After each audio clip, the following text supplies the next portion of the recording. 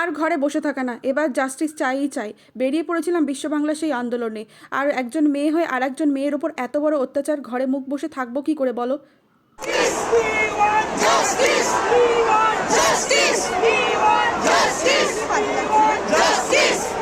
আমরা মেয়েরা যদি সবাই মিলে এগিয়ে না আসি তাহলে এই আন্দোলনই হবে না। কারণ মেয়েরাই হচ্ছে নারী শক্তি। আজ একটা মেয়ে যে আরেক মেয়ের পাশে দাঁড়ানোটাই হচ্ছে আমাদের কর্তব্য।